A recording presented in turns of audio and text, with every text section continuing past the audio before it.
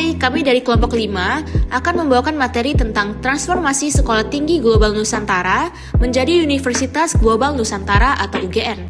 Transformasi dari sekolah tinggi menjadi universitas bukan sekedar perubahan nama, melainkan proses kompleks yang mencakup penguatan hukum, akademik, infrastruktur, hingga regulasi pemerintah.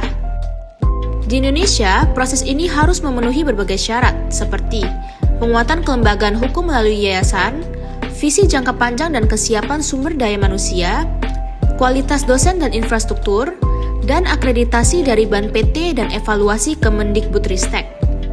Universitas Global Nusantara adalah salah satu contoh nyata institusi swasta yang berhasil melewati proses ini dengan komitmen, strategi, dan kolaborasi lintas sektor.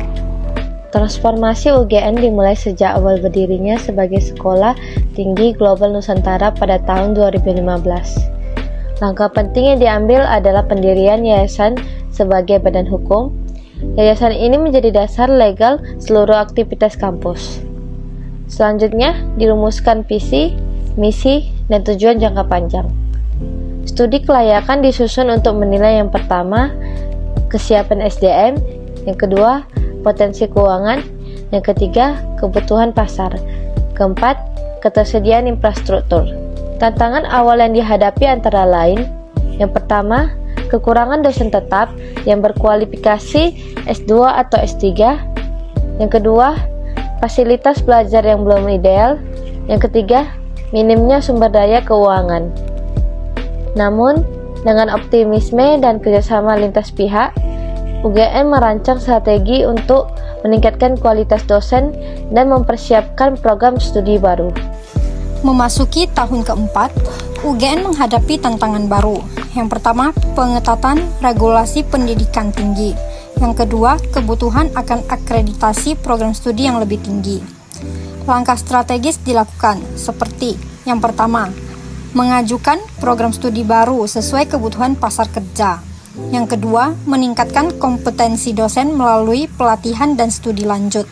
Yang ketiga, menyusun kurikulum berbasis SNDIKT dan KKNI dengan melibatkan praktisi industri.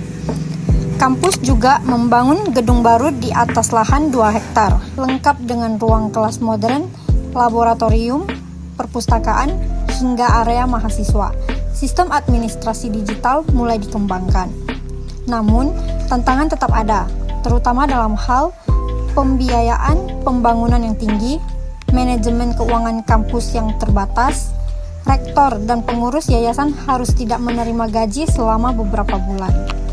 Pada tahun kelima, krisis keuangan kembali menghantam saat STGN membuka program studi baru dan membangun infrastruktur. Yang pertama, gaji dosen tertunda. Yang kedua, operasional kampus terganggu. Yang ketiga, kepercayaan publik tempat menurun. Strategi pemulihan dilakukan dengan yang pertama, pimpinan kampus tidak mengambil gaji. Yang kedua, menjalin kerjasama dengan industri dan kampus lain. Yang ketiga, fokus pada peningkatan lulusan dan keaktifan kemahasiswaan. Pada fase keempat, pengajuan perubahan bentuk ke universitas pun dilakukan. Prosesnya mencakup yang pertama, penyusunan dokumen akademik, keuangan, SDM, dan aset. Yang kedua, evaluasi dokumen dan visitasi oleh Kemendikbudristek. Yang ketiga, revisi dokumen berkali-kali untuk memenuhi semua kriteria. Akhirnya pada tahun ke-10 diterbitlah SK perubahan bentuk. STGN resmi menjadi Universitas Global Nusantara atau UGN.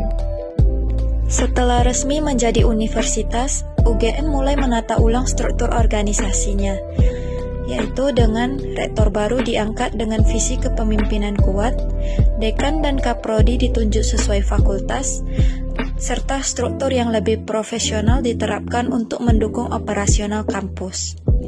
UGN mulai membuka program studi baru yang menyesuaikan dengan kebutuhan dunia kerja dan perkembangan teknologi serta tren akademik. Kini UGN telah memiliki 4 fakultas dan 8 program studi, 50 lebih dosen tetap berkualifikasi, ribuan mahasiswa dari berbagai daerah.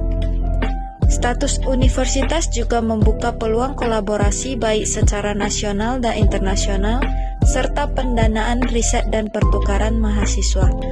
UGN juga sempat mengalami sengketa hukum dengan investor. Yang pertama, kerjasama hanya berdasarkan MOU tanpa akta notaris. Kemudian setelah UGN berdiri, investor mengklaim kepemilikan gedung. Kemudian gugatan dilayangkan dan sertifikat tanah sempat diblokir. Putusan pengadilan menyatakan, yang pertama, aset pendidikan harus milik yayasan, bukan investor.